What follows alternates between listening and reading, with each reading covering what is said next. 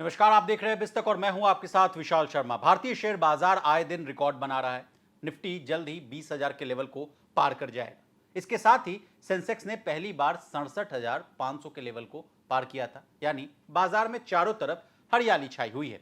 और इस ट्रेंड को देखकर तो यही लगता है कि आने वाले टाइम में और भी बहुत सारे रिकॉर्ड बनेंगे। अब आप तो जानते ही हैं कि इस साल भारतीय शेयर बाजार में आईपीओ की बहार आ गई थी। आईपीओ लिस्टिंग के मामले में बीएसई एनएसई दुनिया भर के बाजारों से कंपीट कर रहा है। ऐसे में इस सप्ताह एक और आईपीओ भारतीय शेयर बाजार में एंट्री लेने वाला है। अब उसका नाम क्या है और क्या करती है कंपनी, ये सब बातें जानने के लिए आपको हमारा ये वीडियो अंत तक देखना होगा।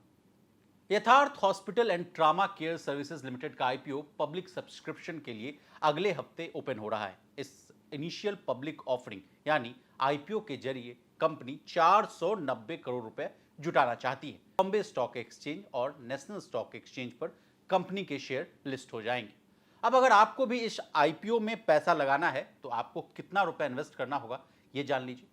रिटेल निवेशक को मिनिमम एक लॉट यानी 50 शेयरों के लिए अप्लाई करना होगा। कंपनी ने आईपीओ का प्राइस बैंड 285 रुपए से लेकर 300 रुपए प्रति शेयर तय किया है। यदि आप आईपीओ के अपर प्राइस बैंड यानी 300 रुपए के हिसाब से एक लॉट के लिए अप्लाई करते हैं तो आपको 15,000 रुपए लगाने होंगे।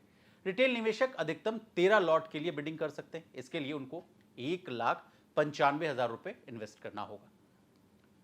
बता दें, कंपनी के इशू का 50% हिस्सा क्वालिफाइड इंस्टीट्यूशनल इन्वेस्टर्स यानी क्यूआईबी के लिए रिजर्व रखा गया है। इसके अलावा 35% हिस्सा रिटेल इन्वेस्टर्स और बाकी का 15% हिस्सा नॉन इंस्टीट्यूशनल इन्वेस्टर्स यानी एनआईआई के लिए रिजर्व रखा गया है। अब आपके मन में यह सवाल जरूर आ रहा होगा कि कंपनी इस पैसे का इस्तेमाल कहां करेगी। तो जनाब, यथार्थ hospital and trauma care services के ग्रेटर नोएडा, नोएडा एक्सटेंशन एवं झांसी ओरछा में 4 अस्पताल हैं। कंपनी आईपीओ से मिलने वाले पैसे का यूज अपने कर्ज को कम करने, कैपिटल एक्सपेंडिचर की फंडिंग और जनरल कॉर्पोरेट उद्देश्यों को पूरा करने के लिए करेगी। अब जाते जाते आईपीओ क्या होता है ये जान लीजिए। जब कोई कंपनी पहली बार अपनी कंपनी के शेयर्स को लोगों को ऑफर करती है तो इसे आईपीओ कहते हैं। कंपनियों के द्वारा ये आईपीओ इसलिए जारी किया जाता है जिससे वह शेयर बाजार में आ सके।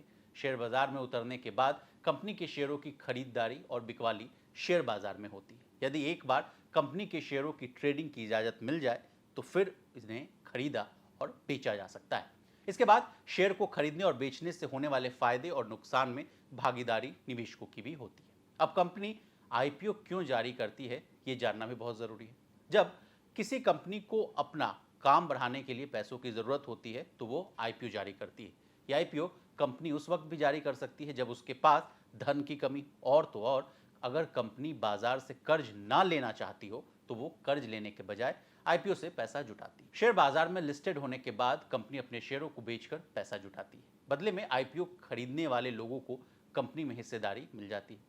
मतलब जब आप किसी कंपनी के शेयर खरीदते हैं तो आप उस कंपनी के खरीदे गए हिस्से के मालिक हो जाते हैं। तो अगर आपको भी इन आईपीओ में पैसा लगाना है तो अपने फाइनेंशियल एडवाइजर की सलाह से आप ऐसा कर सकते हैं। तो इसी तरह बिजनेस जगत से जुड़ी तमाम ताज़ा तरीन खबरों के लिए बने रहिए हमारे साथ और देखते रहिए बिज़ तक।